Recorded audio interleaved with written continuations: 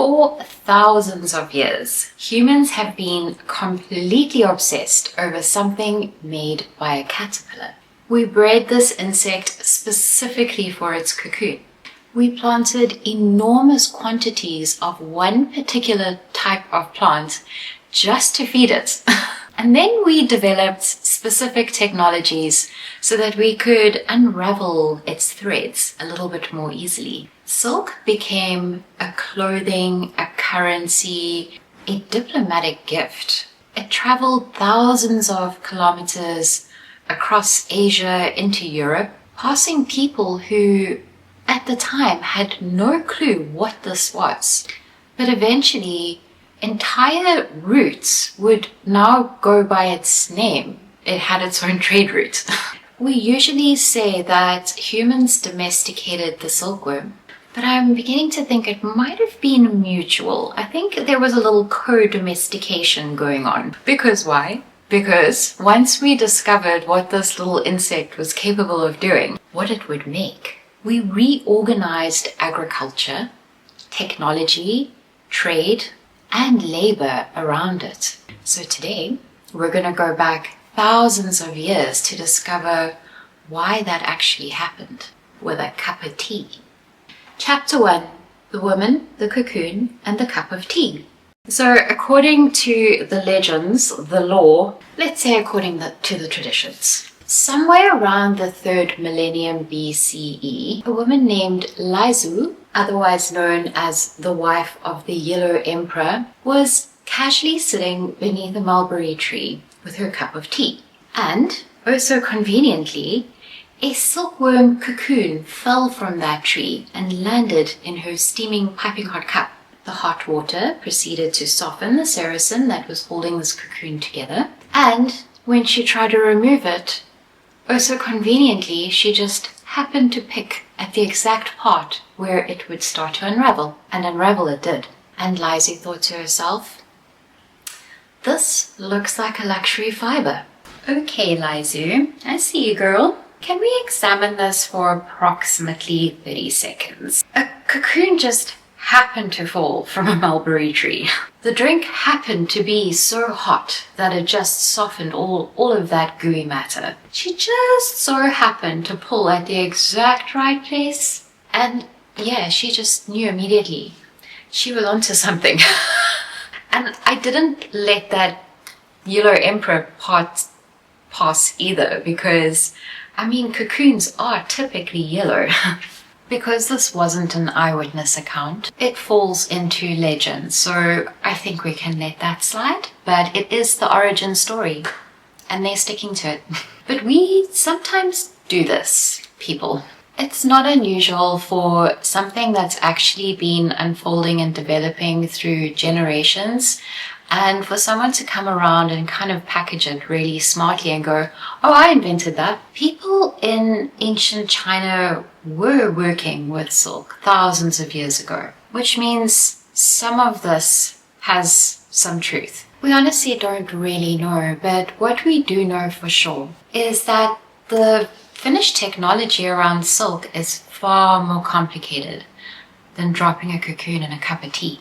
Silkworms need to be raised like all livestock. The mulberry has to be cultivated alongside them. Cocoons need to be collected at the perfect stage. That saracen, all that gummy stuff, it does need to be removed and softened. All of these fine threads need to be reeled together. And all of that does fit conveniently with Leizu's story, so we'll keep it in here for now. But I'll keep my hat nearby because silk's got me like... Because there's a much bigger question here. How did humans go from turning cocoons into a thriving textile industry? And that kind of circles us back to the domestication. Chapter 2. We made a silkworm. The star of the show is the Bombyx murray, otherwise known as the domesticated mulberry silkworm. And domesticated is actually doing a lot of work in that sentence. Its wild ancestors were very closely related to a moth we now call Bombyx mandarina. And what happened was, over thousands of years, humans very carefully selected the very specific kinds of cocoons and worms, and they then bred and created the silkworm that we now have today. So people weren't really harvesting something they found in nature. They were actively tinkering with it. Generation after generation, humans selected silkworms for characteristics that benefited sericulture, silk culture.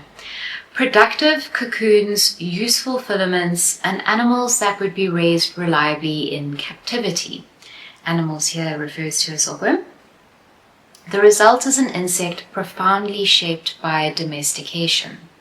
The modern Bombyx mori depends heavily on human-controlled conditions.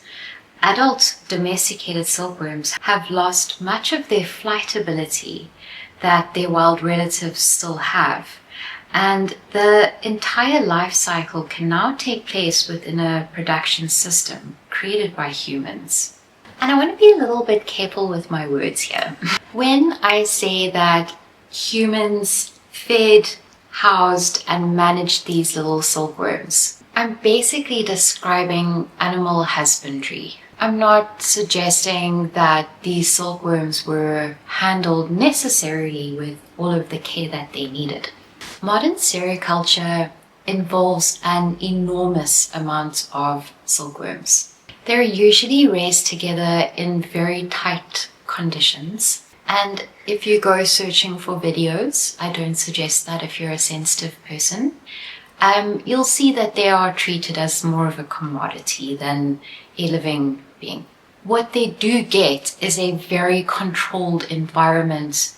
They obviously want the caterpillar to make it to the cocoon stage, so all of that is provided. But once their cocoons have been made, and they are in fact at the perfect stage, they are just harvested en masse. And what happens to the little animal inside, the insect inside of the cocoon, is what we're going to get into now. So in order to reel that beautiful long thread that we discussed in part 1, the moth cannot be allowed to emerge from the cocoon because it's going to break the filament. And usually this is stopped by boiling the cocoons, because this is also going to remove the sericin and it's going to soften those filaments so they're easier to reel.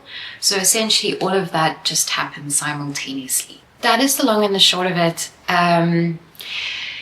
We will go into different alternatives if you are vegan and that doesn't align with your ethical preferences. That's perfectly understandable.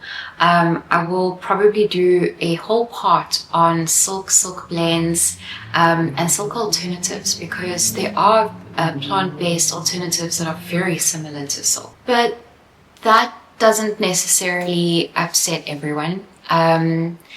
It's a personal preference. Would I work with filament silk?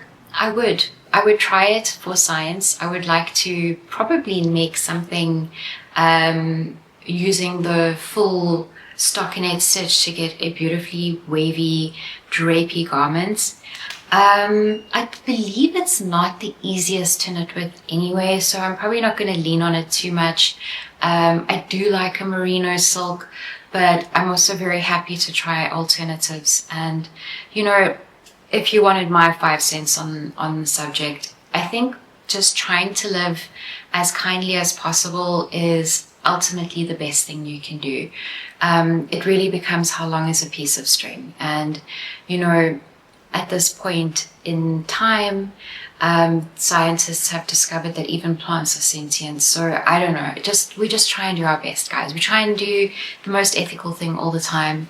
We can't always get it right. That's being humans. And back into the history. The historical point is that domestication created this whole biological production system. And that system relies something else on an enormous scale: mulberry. lots and lots and lots of mulberry, because those little buggers, they're hungry. And this now adds dedicated land and human labor to the conversation. Silk was no longer something that we occasionally collected from silkworms. It became an entire agriculture. Chapter 3. China's extraordinary silk industry. Silk became deeply embedded in Chinese society. People did use it for clothing, yes, but its value went much further than that. It became a luxury commodity. It became a tribute. It was given to rulers and to foreign statesmen as gifts, and in some cases payment. It kind of became a diplomatic tool. Meanwhile, Chinese textile workers created increasingly sophisticated methods of producing it. It wasn't just caterpillar, silk, shiny dress. The sericulture required specialist knowledge at every stage, from raising the silkworms, cultivating the mulberry, managing the cocoons, reeling the filaments, twisting the silk into usable threads, dyeing it, weaving it, and eventually producing extraordinary textiles from it.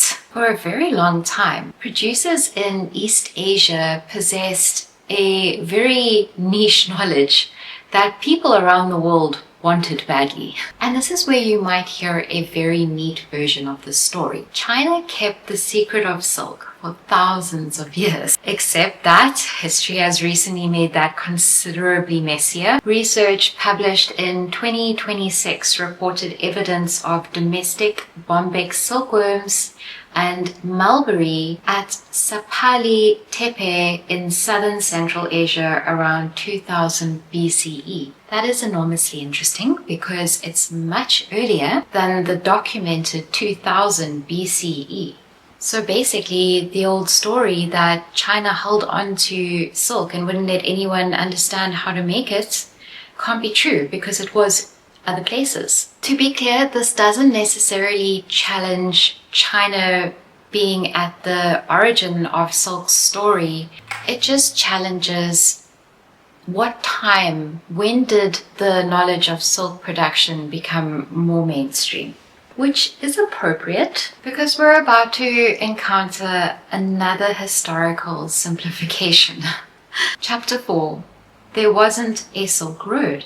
What exactly was the Silk Road? The Silk Road is a name for a pretty massive network that is used for trade routes. It connects basically East, South, Central Asia, Middle East, and Europe, and it has been going for centuries. And we're talking a pretty enormous distance too. Typically, goods were carried across mountains, deserts, whole empires to get from one place to the next. And these roads didn't just take silk, to be honest. People also traded horses, spices, precious metals, glass, ceramics, textiles, and countless other goods. And of course, as people travel, they carry things like language, knowledge, technologies, artistic ideas, and, just culture. So when we're talking about the Silk Roads, we are talking about one of the greatest trade routes to ever exist. It was quite a bustling thing in its day. It still is, but you can just imagine it, except this is where the plot thickens. There wasn't a Silk Road.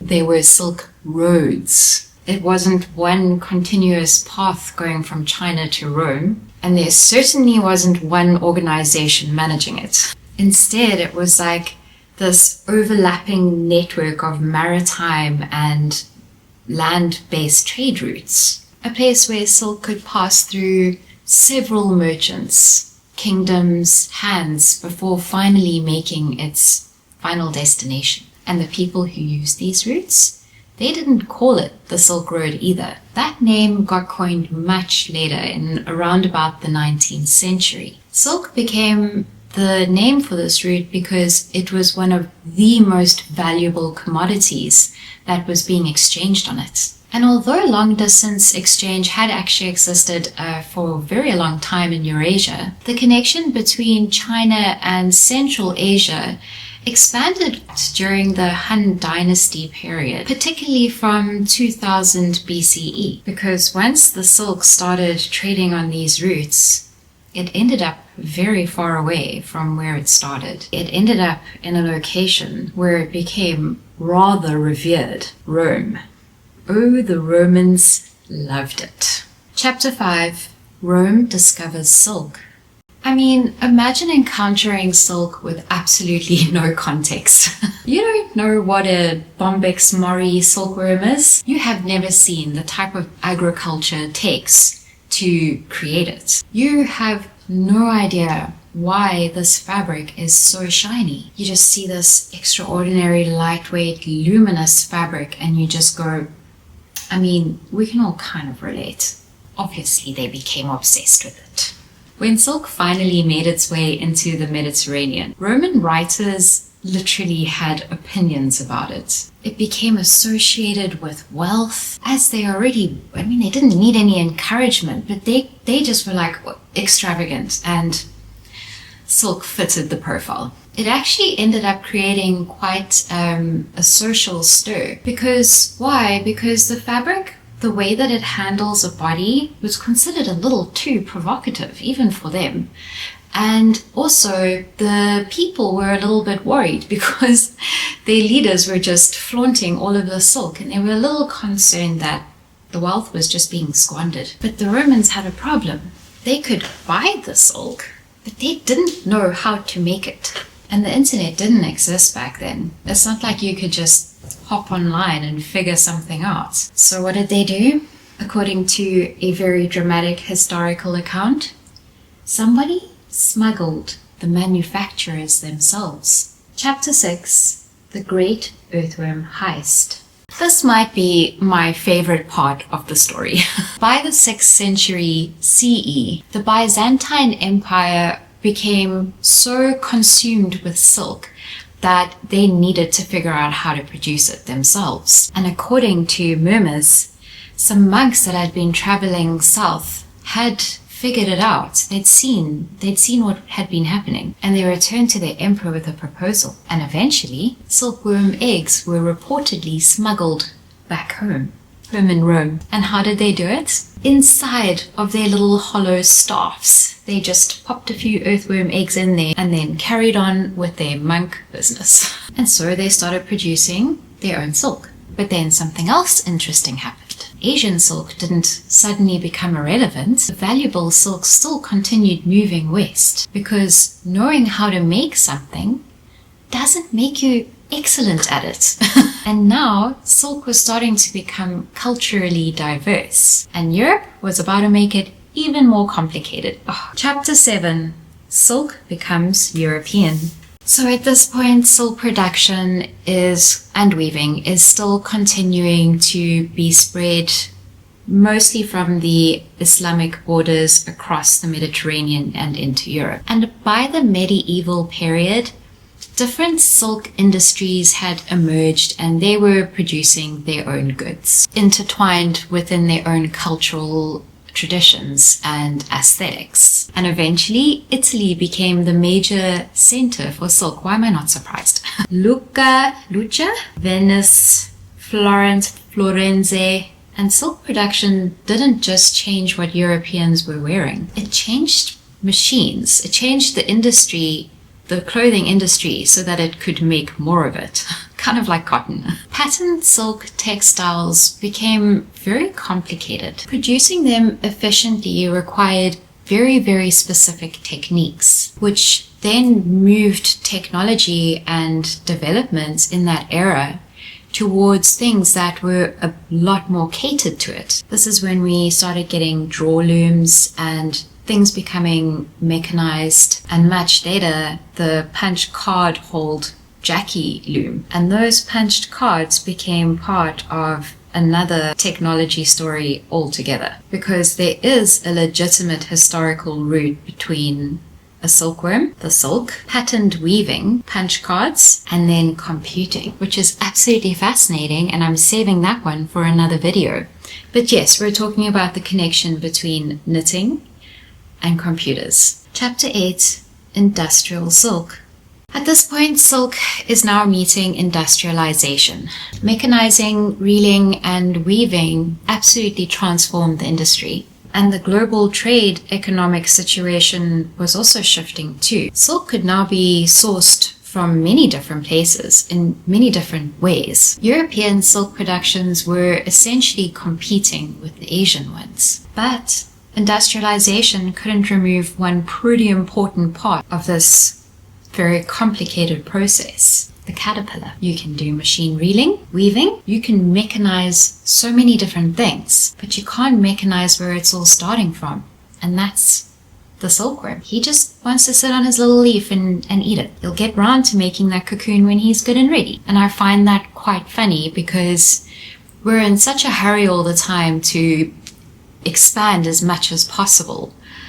Nature repeatedly finds ways to force us to slow down. So this brings us back to the Silk Road. Silk didn't single-handedly create the Eurasian trade routes. People were trading around these routes in some capacity or another for a very long time. And silk was far from the only commodity moving around there. One of the things that moved most frequently around these routes really were ideas. So it might be giving our little caterpillar friend a little bit too much credit. But the fact that we landed on silk really does say a lot. These little caterpillars and their little threads managed to travel across continents, forge out trade routes, impress whole empires, change the fashion industry, and it's still doing it to this day. It's quite impressive for a hungry little caterpillar. And thousands of years later, I'm sitting here making a whole documentary about it